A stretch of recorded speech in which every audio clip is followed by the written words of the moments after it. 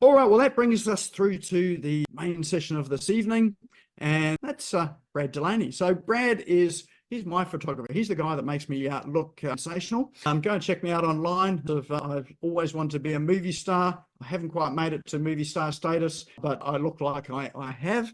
Well, at least I think so. My mother does as well too. Brad is the headshot photographer. He is a specialist in the field. He did choose the field deliberately to stand out from other photographers. He has had an interest in photography for ever since he was a boy. And he's traveled extensively, with his camera, photographing throughout the world. Some of you may have seen his surf photos as well. When he's not shooting heads, he's out there shooting the surf as well. So often getting dumped by the waves as he gets that perfect shot. And as he takes a perfect shot, the wave crashes on him. And of course, it's not a perfect surf down the wave there. So he's got to sacrifice the surfing to get the best shot. He's got a studio in Robina on the Gold Coast and also a headshot photography studio in New Farm up in Brisbane. And his focus in headshot photography, if you ever do a session with Brad, it's really quite different to any other photographer that I've used, because he's got this belief that social media and personal branding are, one, they're here to stay. So more and more people are finding things online. And he's always looking for sort of cool, stylish, interesting headshot photos and images so that he can teach you how to do that, so that you don't just have a smiley photo, you actually have something that's quite interesting. So let's give a big, warm round of applause to Brad as he comes to talk to us about how to look good on film.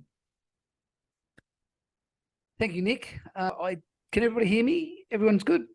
Thumbs up. Yep, you can hear me. Good. Excellent. I've got a new microphone which glows and changes colors and does all sorts of fancy stuff. So hopefully it's working. It looks like it's working, so that's good. So thank you, Nick. Thanks for the introduction. As Nick said, my name is Brad Delaney. I'm a specialist headshot photographer. I've been taking photographs since I was a little kid. My mum was an artist. My brother's an artist. So it's sort of been in the family, I guess. I couldn't draw stick figures to save my life. So at some stage, I think gave me a camera, or I picked up a camera somehow and went, oh, okay, I like this. This is pretty cool. So I've pretty much been snapping photos since early teens, I guess. Didn't really consider it a career probably until I was into my late 20s, early 30s almost. I grew up in a pub in the middle of Melbourne City down in Victoria. For those of you that are not in Australia, but Melbourne is down south. My folks ran a pub, so I grew up and became a bartender and did all those types of things, managed bars and blah, blah, blah. At the same time, though, I was sneaking around taking photographs. So I eventually moved to the Gold Coast when I'd finished school, became a surf photographer for a while, which was good fun. My father had been a policeman and he became a private investigator. So I joined the family business and immediately I was the photographer for the family business. So that was not terribly exciting. Back in the late 80s, I guess, as a private investigator, you spent a lot of time sitting in a car with a camera, waiting for something to happen. And it was really, really, really boring. Much as you would watch a movie about private investigators and their high-speed chases and jumping in and out of buildings and getting in fights and doing all that kind of stuff. The reality is you spend the majority of your time sitting in a car waiting for something to happen. So it wasn't all that exciting. Went and lived in Japan for a long time, shot a lot of weddings in Japan, loved Japan, but came back. I did unfortunately get a bit of cancer. And I came back from Japan with a throat full of cancer, which I had to obviously have treatment, et cetera, et cetera. Came back here, spent a good deal of time in bed, trying to recover. Eventually, I got up out of bed and went, shit, okay, what the hell am I going to do now? So the decision was made to become a photographer. So that's what I did. So I put my head down and my bum up and started to shoot stuff. Couple of years into that journey, I was working with a business coach, and the business coach said to me, he said, listen, your work is really good, but you've really got to find a niche. You've got to find a niche and just become that guy. So I took him at his word and became the headshot guys. I chose headshots because social media was starting to have some influence on our lives. Facebook was around, LinkedIn was around, Instagram hadn't quite started, but I knew enough web designers to understand that the second most visited page after your landing page was often the About Us page.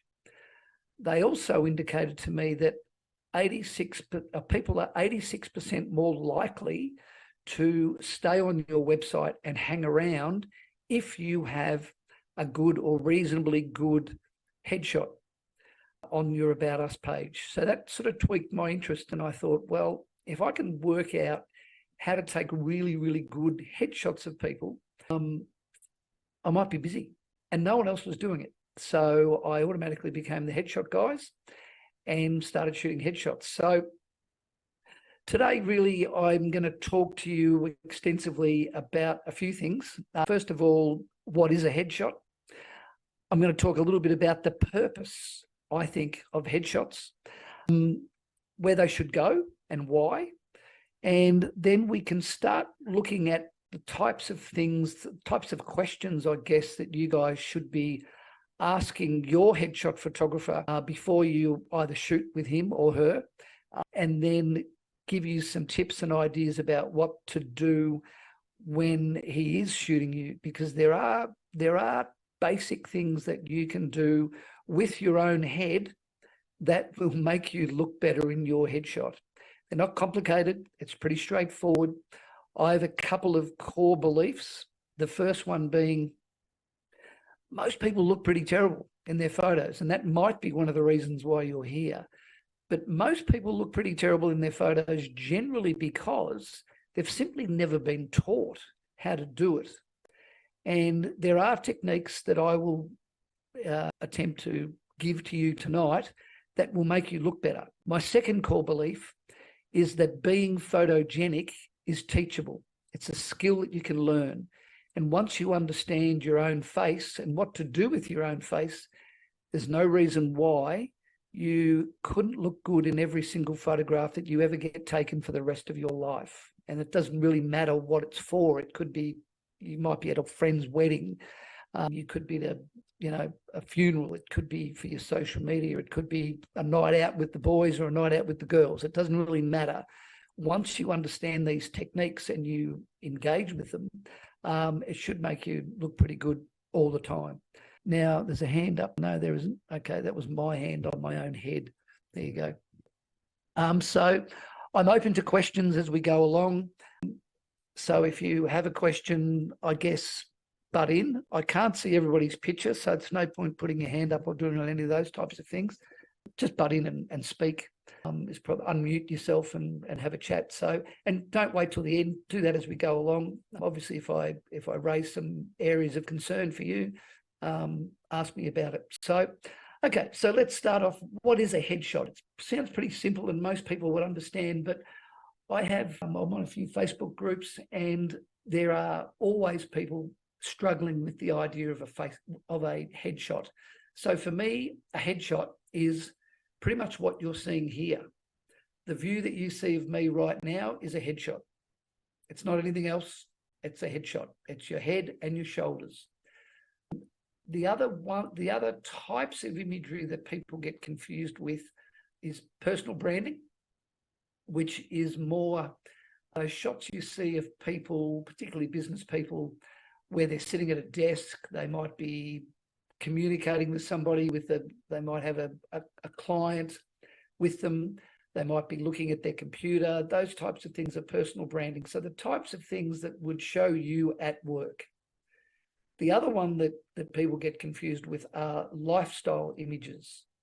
Lifestyle images are about showing what you do when you're not working. So if you go to the gym or you walk your dog along the beach or you ride a push bike or you ride a skateboard or you go surfing or whatever it is that you do when you're not working, that's what a lifestyle image is. It might be showing your house. It might be showing you, if you drive a Ferrari, it might be showing off your Ferrari. But those types of things, lifestyle. So Does that make sense to everybody? Does that clear that up? I get questions about it all the time, but a headshot is a head and shoulder shot. It's not a half body shot. It's not a 3/4 length. It's not a full body shot. So I deal with those. I do get a lot of questions about half body, full body shots. I tend to try and talk people out of doing those shots, unless they're models or actors.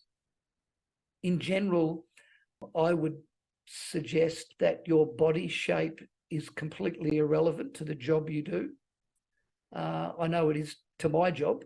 I could weigh 150 stone or 50 stone, and it's not going to alter the quality of my imagery.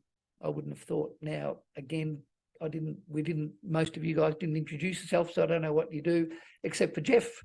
Again, your body shape really is irrelevant to the job you do. Again, unless you're a model or an actor. Now, I did have a guy actually at one of Nick's talks that I did in person, and he put up his hand and said, I'm Santa Claus every year. My body shape is really relevant. I went, okay, you play Santa Claus every year. Okay, I guess your body shape's relevant. But for most people, it's not relevant. So why show it? It makes it difficult for the photographer, particularly if you're a non-model type. It's much easier to just shoot your head. Now, I guess the fear for most people is that you're very close. You're very close. Now, I deal with that by suggesting to people that it's all about your expression. So the purpose of your headshot becomes very, very important, because for me, if you're a corporate, and most people hear corporates, yes, got a few heads nodding. If you're a corporate, my job is to make you look like you can do your job. That's how I see it. Yeah. So you've got to look like you're very, very good at your job, so that when your potential clients come looking for you, and there are a myriad of ways that they can find you. Now, that might be your website, it might be Facebook, it might be LinkedIn, it might be Instagram, whatever tools, social mediums that you use to market yourself. Generally, the first thing that they see is going to be your headshot. So if you look like a bit of a buffhead, then they might potentially click away. And if you've spent marketing dollars, marketing money, if you've promoted yourself using videos and posts and all those tricky things that we need to do across social media, if you're becoming unstuck because you've got a headshot that makes you look like you might not know what the hell's going on, it might look fake and might look over the top smiley, then you could be potentially wasting time or wasting money. So your headshot becomes your first impression. First impressions count, I think, even more so these days. So the purpose of your headshot should be to impress the crap out of your potential clients. You need to have a headshot that says, I'm really, really good at my job. Yeah. So that deals with the purpose. Now, I suggest that your purpose shouldn't be about your personality. Now, I get a lot of pushback about this. People come into the studio, they go, I want to show my personality.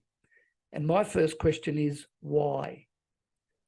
And their response will be something along the lines of, I'm a fun guy, or I'm a fun girl.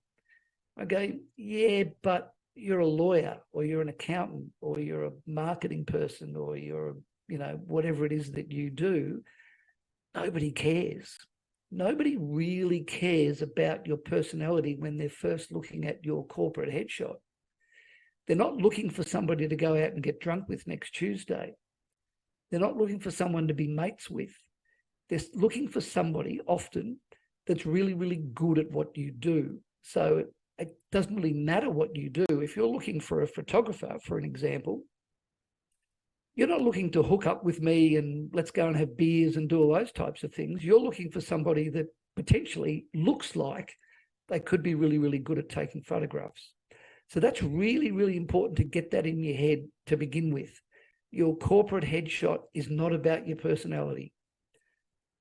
Does that make sense to most people? I know I get a lot of people going, really? I thought it was about having a big smile. Well, not necessarily, not necessarily. The second thing that your corporate headshot is not about, it's not about your features. Nobody really cares if I've got one ear sticking out more than the other. Nobody really cares that I smile out of the right-hand side of my mouth first. Nobody really cares if I've got one eye bigger than the other. Yeah, they're not critiquing my features. Again, people don't come to my headshot, to my corporate pages, because they're looking for me to be a model. Yeah, I'm not a model, I'm not an actor. So they're not really going to be critiquing my features. So what are people looking at when they're looking at your corporate headshot? They're actually looking for a vibe or a feeling that they might get from you. So what constitutes that feeling? How do you create that feeling? Well, you do it with your expression. Yeah. Now, there's only 3 things on your face that you can move that will change your expression: your mouth, your eyes, and your eyebrows. Once you understand how to manipulate those 3 things, you can pretty much make any expression you like, but you need to be able to manipulate those 3 things. Now, that's not complicated. We do it every day. We make expressions every single day, all day, every day. It's just learning how to make the right ones that give off the right message for your particular industry. So generally, I would be suggesting we want to look confident and capable. Yeah, confident and capable. This is where I normally start. If I'm shooting somebody's headshot, my first goal is to make them look confident and capable. I also want to make them look professional. I also want to make them look warm and approachable. So that's kind of where I start. They're my 5 go-to. That's my go-to expression. Now, it is possible to wrap all of those things up into one expression, because confidence and capability come from your eyes. Your professionalism comes from the overall aesthetic of the image, because it looks professional. It doesn't look like you snapped an iPhone picture in your backyard. It looks like you've sprung some money and you've gone to a professional headshot photographer and you had your headshots done. It's also you're wearing industry appropriate clothing. Now, if you're a lawyer, you don't want to be standing there in a bikini top and a sleeveless t-shirt, probably. Yeah. Maybe Jeff might disagree because he's in Manila and it's bloody hot. But generally on the Gold Coast, certainly where I am, in Brisbane, where I've also got a space, lawyers are not standing there in cut-off t-shirts and bikinis. So professionalism comes from your industry appropriate clothing and the overall aesthetic of the image itself. Your warmth and approachability comes from your mouth. So your level of smile is what that is all about. So does that all make sense? Yeah. Confident, capable, professional, warm, and approachable. Okay, so how do we do that? So before I get into that, I'm going to talk about photographers.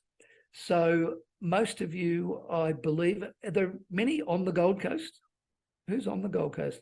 Show of hands. Robin has put her hand up. Nick's put his hand up. I can't see anybody else's head, so nobody else has put their hand up. That's okay. If you're looking for a photographer, the first thing you've got to do is you've got to go and look at their website. I don't know, I get people book me all the time and they've never looked at my photographs.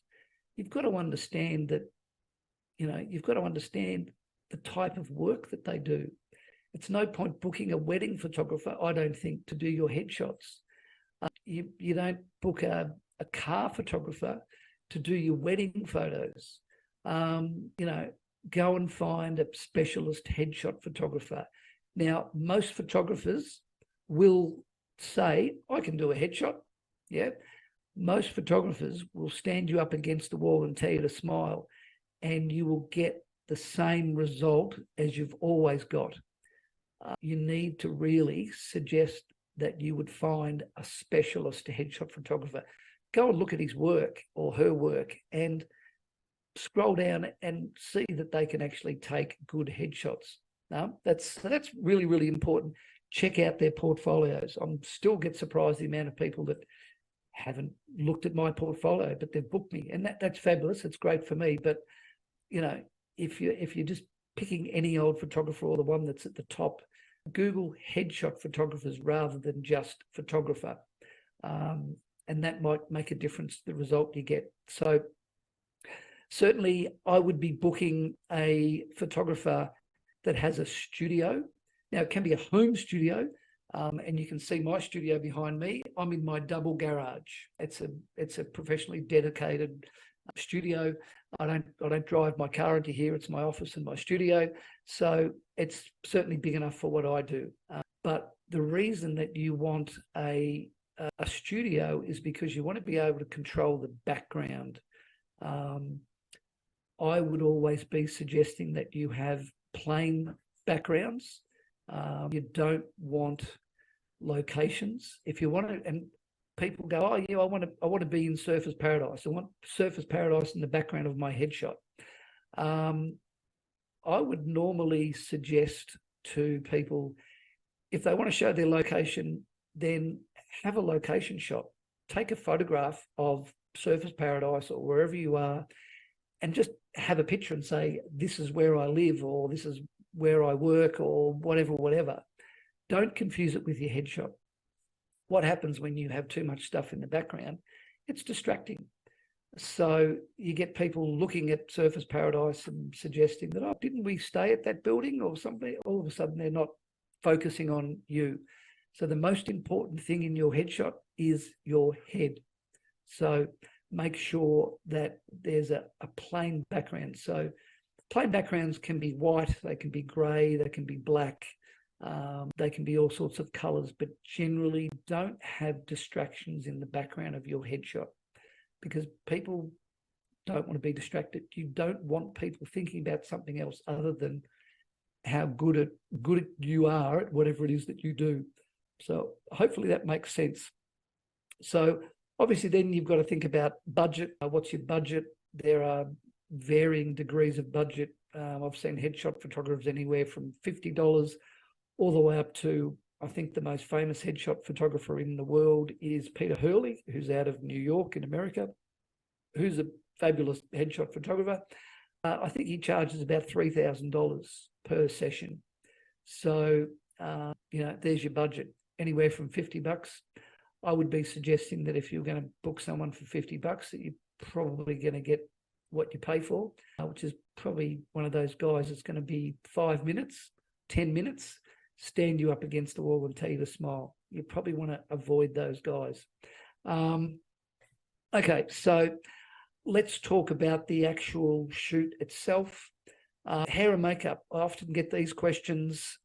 Hair, I can see a few blokes there. Probably hair is not going to be a big issue with some of them for obvious reasons. Hair for women, I would be suggesting that you leave it reasonably natural. If you've got long hair, so I can see Robin's hair, you might be able to do a ponytail. I would be often suggesting that you get it back off your face. I get a lot of women that come in and their hair's like this, and often they're showing their lack of confidence by kind of trying to hide behind their hair almost, yeah? So it becomes like a barrier. So get your hair back if you can. Doesn't necessarily have to be too far back. It can be a ponytail. I love ponytails, but just get your hair back a little bit off your face. People want to see you. They don't want hair across your face doing this kind of stuff. So, but again, keep it natural. I sometimes get women that have their hair done and it's kind of like buffet, I suppose is the word. I don't know. It just looks solid. I always tend to tell them to run their hands through their hair and just give it a bit of life. Okay, makeup. I don't suggest that guys should wear makeup generally. Doesn't make any sense for me for guys to be wearing makeup. If you do, okay, fabulous. But, generally most blokes don't need makeup. I know there are some guys that will suggest, or some makeup artists that will suggest a light covering of powder or something along those lines. But Aaron, no, I wouldn't be suggesting makeup for you, buddy. So for guys, bit of scruff, that's okay. Again, it depends what you do. It'll be industry dependent upon whether or not you get away with having a scruff. I don't think there's too many industries these days that will dictate to guys about the length of their hair or the amount of stubble, beards and all those types of things. I think they're all open slather these days. I know I used to work for a bar back in the day and at an international hotel, and you couldn't have your hair below your collar, and you had to be clean shaven every day. So, and that was at a bar. So anyway, that was the way. I think things have changed these days. This microphone's giving me a bit of grief. It's trying to block my face. Is that still okay? Good. Okay, so hair and makeup for women. We've talked a little bit about hair. Let's talk about makeup. I struggled a long time to find a makeup artist, generally because I find makeup artists go too heavy on the makeup. So I know that probably counterintuitive a little bit, but I think that keeping it clean and keeping it natural is my best advice for makeup. I've had women come into my studio looking like they're about to go to some sort of a ball or some sort of a night out on the town. Generally, if you didn't want to use a professional hair and makeup artist, I would be suggesting that you would wear the same makeup you would wear most days at work. Wear whatever makeup you wear when you're going to work. Otherwise, if you are going to spring for a professional hair and makeup artist, I would ask them to keep it more natural. Smoky eyes and all those types of going out to nightclub type of makeup faces just doesn't really work. You want to keep it natural tones and natural lipstick, all that sort of stuff. I won't go on too much about hair and makeup, but that's about it for hair and makeup. Okay, clothing. We talked a little bit about clothing. Keep it professional. Again, imagine that you're meeting one of your best clients in person. That would be the type of clothes that I would wear. So for guys, again, it's open slather these days pretty much. If you're in a suit and tie type of an industry, then I know loads and loads of guys. Again, majority of my time is based on the Gold Coast, but I do spend a fair bit of time in Brisbane these days as well. Brisbane's a little bit more tie wearing than Gold Coast. Even if you don't wear a tie, I'd always suggest that you take one and get a shot with a tie on, just for the sake of it, because even if you don't choose it on the day, you can always call back to that photographer and go, hey, that shot we did with that tie on, I need that shot now, because in a lot of industries, Sydney and Melbourne are still predominantly wearing these. So you may be requested. I've had guys come in and go, no, I never wear ties. I don't wear ties. No, I don't need to get a shot with a tie on. And then 6 months later, they've got to come back in again because they're going off to give some talk in Sydney or Melbourne or somewhere, and they've been requested for a suit and tie shot. So just keep that in the back of your mind. I know there are some industries that, hey, we just don't wear ties. I'm a photographer. I never wear a tie. But, again, if you come from one of those industries that occasionally in other cities, they might wear a tie. Just keep that in the back of your head. So we've talked about backgrounds predominantly. So I'm now going to talk to you about my level method system. So if you came here looking for ideas as to how to make your head look better in a headshot or in a photograph, this is where you need to, I guess, tune in. All the other stuff is just lead up stuff. My 5 basic, I call it my level method system. The 5 basic techniques on what I step people through every single time I shoot somebody's headshot. So there's only 5. It's not rocket science. It's not complicated, but it will help you look better in your headshot. So the very first one that I always teach people how to do is their jawline. Now, I'm not a big fat bloke, but if I do that, you can see I get a bit of this stuff in here. Yeah. Now, if I pull the microphone just a little bit away from my head, and you can see I've come back into my chin here, and I've matched my neck with my chin, and I've got 4 chins here going on, 2 or 3 chins there. Right. Now, if I push my head out towards the camera, those chins have gone. Yeah. Now, there's 2 movements in this. So basically what I'm doing is I'm creating distance from the point of your chin to your neck. Now, it's really, really important that the other thing that's happening is the camera height. It's no point. Now, I'm looking at Paul Kennedy there, who's got his camera way down below his chin. Yeah. Now, if Paul was, can everybody see Paul? Now, if Paul was to tilt his head down, tilt your head down, Paul. Yeah. And then straighten it up a little bit. Tilt it down a bit more. And then push it towards your camera. Yeah. See how all of a sudden he's now got a nice looking jawline. So we can all do it. Now, it does feel a bit weird, but when you're only shooting from your shoulders to the top of your head, it doesn't look weird in the photo. Yeah. It feels weird, but it doesn't look weird. Now, if you go to my portfolio at theheadshotguys.com.au and look at every single one of my headshots in my portfolio, you will see that every single person that I photograph has a nice chiseled looking jawline, no double chins. So there's 2 techniques involved in that. There's that pushing out and pushing your head towards the camera. Now, the reason it works is because cameras are 2-dimensional and they squash you. So even though you're pushing your face towards the camera, it doesn't look like you're pushing your face towards the camera. So it's a little bit uncanny and it feels a bit weird, but once you see it, you'll understand what I'm talking about. So there's 2 movements. Like I said, there's the out and then there's the down a little bit. Now, the reason that you tilt your head down, now it could be in effect, what you're really doing is pushing your forehead towards the camera. Yeah. Now, what you're doing with the tilt is you're giving yourself a little bit of humility. Yeah.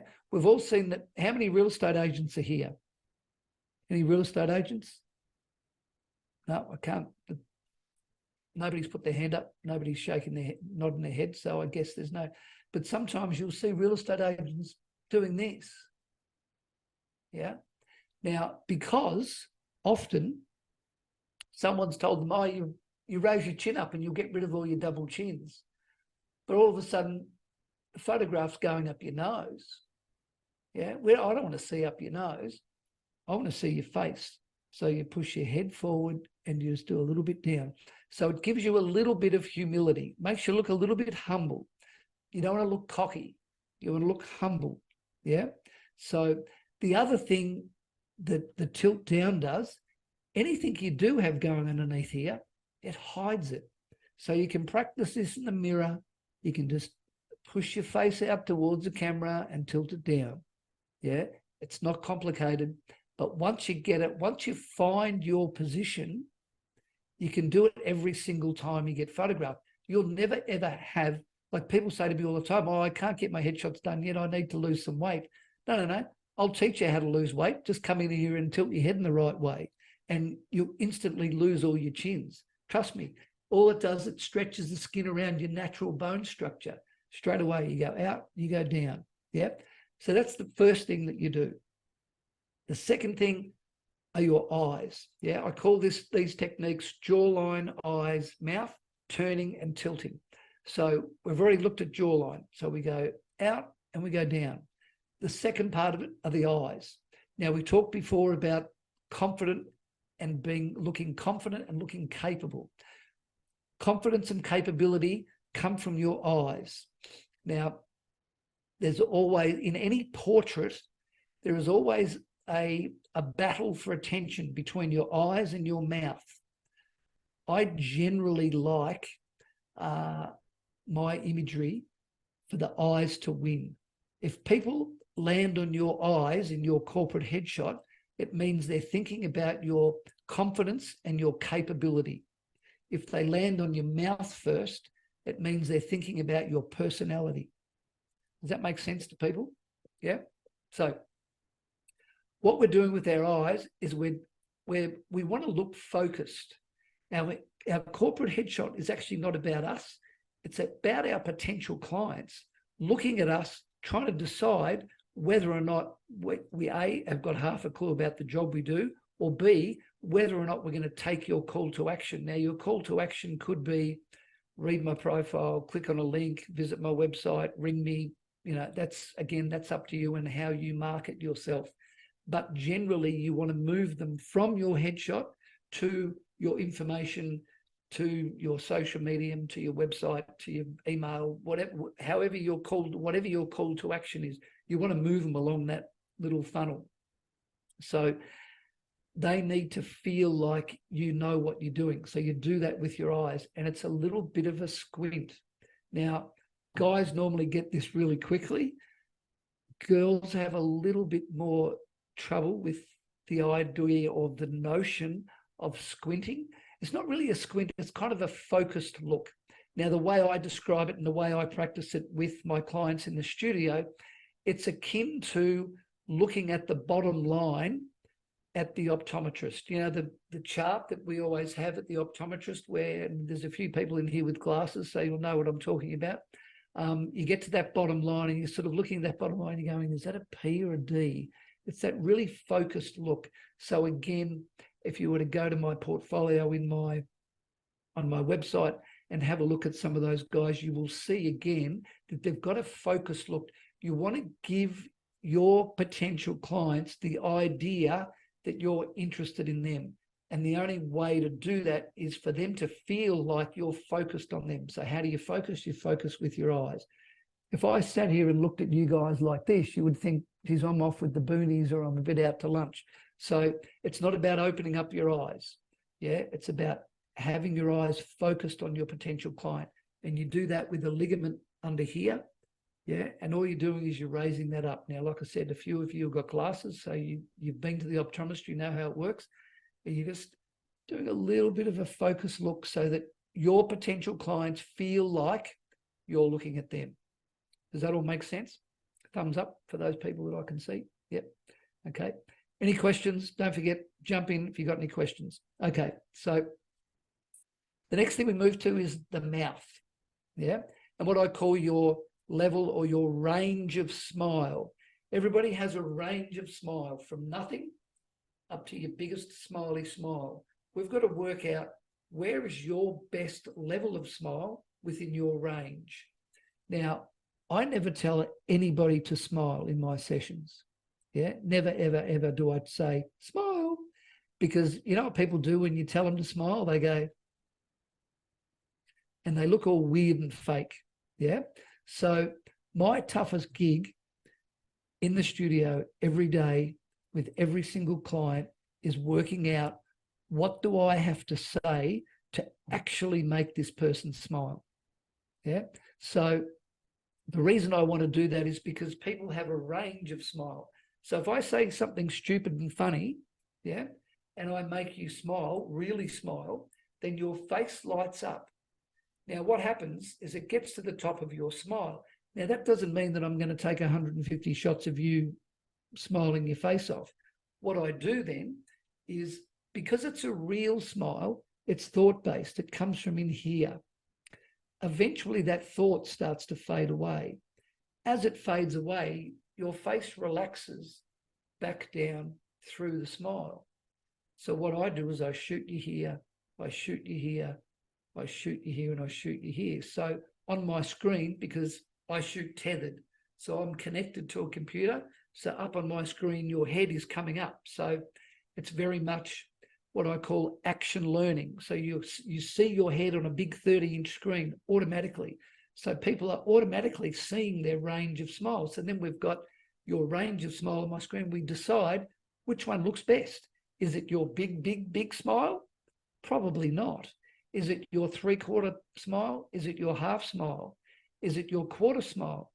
Is it your closed mouth smile? So then we start to have all these different smiles that we can start to look at and go, well, that can be dependent upon where you might put it. So, for example, you might have a little bit of a bigger smile on your Facebook profile than you would on your LinkedIn profile, because you're changing your headshot for your demographic. Now, we all understand that people on Facebook are generally mums and dads type people, generally, not always, but generally. Whereas LinkedIn is a little bit more corporate, a little bit more serious, a little bit more business people. So you might have less of a smile. You can still have a smile, but it'd be less of a smile. So I always say warm and approachable is the one that I look for. Now, warm and approachable can be closed mouth smile. Now, I love closed mouth smiles, and I can teach you how to do a closed mouth smile. But if you like your teeth, you've got nice teeth, well then, if you've got green busted up stumps, I would be suggesting that you learn how to do a closed mouth smile. Now, closed mouth smiles are interesting because what happens with most people is they jam their lips together. And that's no good, because what happens is you lose all your lip shape. Yeah, particularly for women, that's no good. You want to have lip shape. So the idea is to have your lips barely touching. Yeah, sometimes I'll say to people, breathe through your mouth so that you have a little bit of a gap. And then you can just have a little smile, a little tiny smile. It's about looking warm and approachable, not smiley and happy. Again, remember back to the purpose. Nobody cares about your personality in a corporate headshot. Yeah, they're trying to work out whether or not you look like you might have half a clue about the job you do. Yeah, so warm smiles, real smiles. Your headshot photographer should be a little bit of a comedian, or he should have some personality that enables you to smile for real. If he's standing you up against the wall and just telling you to smile, unfortunately, you probably picked the wrong photographer, because you're going to look weird and fake maybe in all your headshots and not give the right impression to your potential clients. Okay, so we've done the jawline, we've done the eyes, we've done the smile. The next two things we talk about are turning and tilting. So turning is about symmetry, and it's turning your head a little tiny bit. Now, we often hear actors talk about their side. Yeah, we do have a side. Now, I don't talk in goods and bad sides. I talk in approachable and strong. Yeah, so 86% of people, and it's difficult sometimes because the little thumbnails I'm getting of your heads, it's difficult for me to see your eyes, but 86% of people have one eye bigger than the other. So you might have to go and look in the mirror, but if you look in the mirror, you'll be able to see that for most people, they have one eye bigger than the other. Now, I know that my left eye is bigger than my right eye. Yeah, so it's not, a lot of people say, oh, I've got a lazy eye. I said, no, that one's not lazy. It's just the other one is bigger. So most people will start to smile out of one side of their mouth first. So we have this big eye, smiley mouth. So straight away we think strong side, more approachable side. Yeah. Now, when we're talking about your side, I very rarely will turn people this much. I might turn them this much. I might turn them this much. And it's about symmetry. There's a thing out there called the golden ratio, 1 to 1.618. And it's the reason that we look at the Brad Pitts and the Angelina Jolies of the world and think, wow, they're so beautiful, they're so good looking, is because their faces are symmetrical. The rest of us, we have to actually move our face one way or the other. So it might be this much. It might be this much. Yeah, but it'll be minuscule, not that much. I generally like people straight down the barrel. Yeah. So the last thing we do is a little bit of a tilt. So if you don't remember anything else from my little chat today, remember this: never, ever, ever, ever, ever tilt your head towards a photographer. So, and what I mean by that is, if I'm faced this way and I tilt my head towards the camera, I get all this stuff in here. Makes my neck look short, and it shows a lack of confidence because all of a sudden I'm hiding behind my shoulder. What you want to actually do is go back the other way, because all of a sudden it lengthens this, gets rid of all the lines and all the rest of that stuff you might get if you've got a collar on or a jacket or something like that. You haven't got bulges hanging over the edge of your neck. You go back the other way. Yeah, lengthens your neck, gets rid of all that. So we go out, we go down, we go tilt, we go eyes, we go mouth. Mouth is normally the last thing that I'll concentrate on, because I'll say something stupid and funny to make you really smile. Does that make sense? Any questions about any of that? I think my time is nearly up. Nick might give me a finger count as to how many minutes I have left. No, he's not listening to me. Doing pretty well. We've probably got 5 minutes or so left 5 minutes. for Okay, cool. questions and So comments. So, yep. just to recap what I'm on about: jawline, eyes, mouth, turning and tilting. Really, really important things to probably practice at home. If you're lucky enough to get a photographer, you're standing in front of a photographer who understands these concepts, then, excuse me, you will automatically start to look better. Now, you can practice them at home in the mirror, and it's just out, down, tilt, eyes, mouth, out, down, tilt, eyes, mouth. And you can get yourself into that little routine. Now, you have to decide what side's better. Do you like your stronger side where your bigger eye is, or do you like your other side where your mouth starts to smile first? Depending on your industry will determine how big of a smile you have.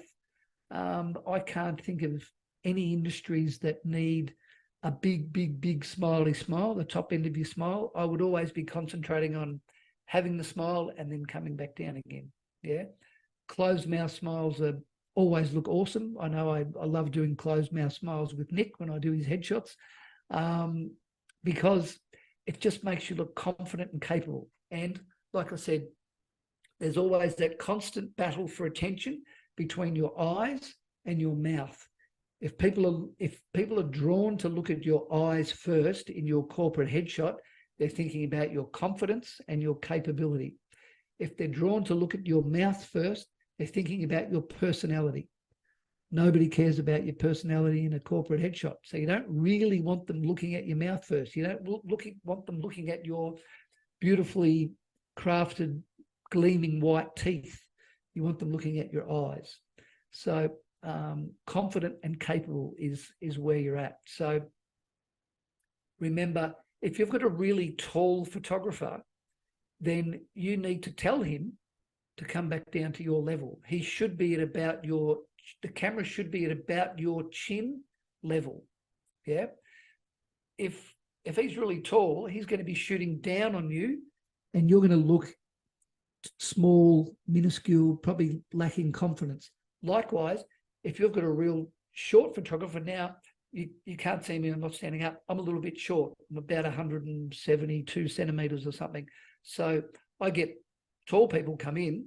I've got a step ladder that I step on, or I get people to perch on a stool to bring them down to the right level, so that I'm shooting at the right height. So these types of things are really important because you don't want someone shooting up your nose like this, and you don't want someone shooting the top of your head. So they should be coming down to your, the camera should be about your chin height. Yeah. So not dissimilar to where my camera is now. So that should be the height of the camera. So again, these are things that photographers don't do because headshots, they go, oh yeah, I can shoot your headshot. Yeah, no worries. Yep. But most people have a loop going around in their brain that says, I hate being photographed. I always look like crap and I'm not photogenic. And that is because often headshot photographers don't know how to shoot you properly. So if you can remember these techniques, jawline, eyes, mouth, turning and tilting, you will instantly get better photographs, particularly if you have an opportunity to practice.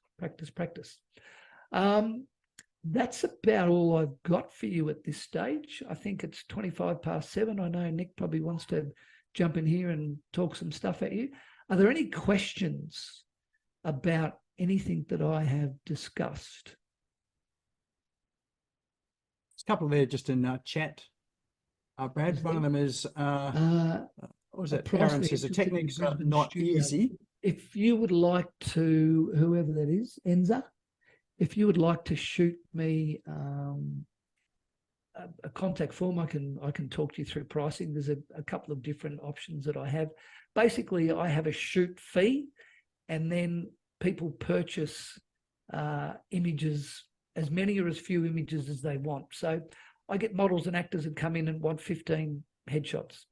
Corporates generally don't need that many headshots. 5 to 10 normally will get you out of trouble probably for the rest of your life for most of you. So you can choose one, you can choose 10. It's really up to you. So I have a sitting fee, and then I have a price per image. The techniques are not easy. So hard when someone just gives you a quick moment to prepare. Yeah, listen, these concepts are not easy. Generally in a session, my headshot sessions are 90 minutes. So people go, 90 minutes, what the hell are you going to do in 90 minutes? Well, in 90 minutes, I'm going to make you look like a rock star. So because you're going to get I'm going to take 120 photos of you. Nick's come in. Sometimes Nick and I drink beer as well as taking headshots. So I probably shouldn't tell you that, but Nick and I have been buddies for a few years, so we hang out. But our headshots sometimes take longer than that. But generally, it's 90 minutes, and I take 120 photos. So I've got a master's degree from an Oxford University in action learning. Action learning is learning by doing. So basically what we do is we take a couple of shots, we come over, we look at the screen, we talk about, okay, how much do I need to squint? How much do I need to smile? How much do I need to turn my head? How much do I need to tilt? All those types of things we practice and practice and practice. Now, again, obviously, these are techniques that you can do at home in the mirror before you go to your headshot photographer. But looking at your headshot photographer's portfolio will often give you an opportunity. If you book one and he says, oh, it only takes 10 minutes, I'd be a little bit wary about those types of guys, because it means that they're not going to give you the time in front of his camera to enable you to actually see how it works on the screen or in your image. So that's it. But yes, the techniques, they're not complicated. It's just, it's a practice thing. That's why I take 120 photographs, because I like them to take their time and practice a lot. Did you have your hand up, Paul? Yeah. Hi, Brad. For those of us who wear glasses, you gave us a couple of comments. Anything else at all? Glasses. Okay. So I will often advise people to wear their glasses because I was born in a generation, I don't know, I'm 60 years old. I was born in a generation that said if you wore glasses, you're instantly smarter than everybody else. But I wear contact lenses. I do have glasses, but I wear contact lenses most of the time. But do wear your glasses. I think that, again, with these techniques in place, that you will look better in your glasses as well. And then again, that's about getting light out of your eyes. Now, Sometimes if you wear glasses, you might get the light reflecting in your glasses. Now, the way to do that is to tell the photographer he needs to jiggle his lights around so there's not a reflection. And the other thing to do is you can just tilt your glasses forward a little bit. So the reason that we get those big light globs in our glasses is because the light is reflecting from the light, obviously, into our glass and straight into the camera. Now, if you were to tilt your glasses just to, you don't want to tilt them too far forward, but just enough so that the light that's hitting them is then reflected down away from the camera, you won't get those marks in your glasses anymore. But again, it often will depend on the style of glasses that you have. Some have that really reflective stuff, and I understand it's about looking at computers and reading stuff online and all that kind of stuff. So there's a coating on them. So I think if you've got that coating on them, it will look a bit weird. So then you need to tilt, or you need to get your photographer to move his lights around, jiggle them around, so that you're not getting that reflection in your glasses. But certainly, I would always advise people to wear their glasses if they wear them. Generally. Thank you. Does that make sense? Yep. Thank you. Yep. Cool. Any other questions? No? No, that's it. Nick, Excellent. I Well, think probably that's bang about it. on. So everyone is ready to sort of shine their rock star looks in front of the camera. So I imagine there'll be, well, it's actually interesting watching people's faces here, sort of tilting forward, down to the left, and a bit of a smile and whatever. So I can see some practice happening here as well too. So should be able to see some good photos coming out as well. But yeah, excellent session, Brad. Always is. And yes, you've given away my secret to looking good in headshots. We just have a couple of beers, and that seems to do the trick. But It's not yeah, something it is I a would fun normally session. suggest that you drink alcohol before or during your headshot session. Nick and I normally sit down for a couple of beers after our session. But yeah, because it affects your eyes. It gives you classy red eyes sometimes if you drink alcohol. So other things I would say, probably try and shoot in the morning if you can, when your face is often a little bit fresher, particularly for women.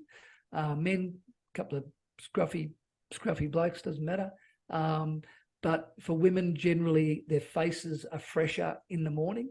So that's another little tip. If you can, shoot in the morning, shoot in the morning. No alcohol. Fabulous. Excellent. Oh, excellent session. I knew it would be. And if anyone wants to get in touch with Brad, his details are in the chat there.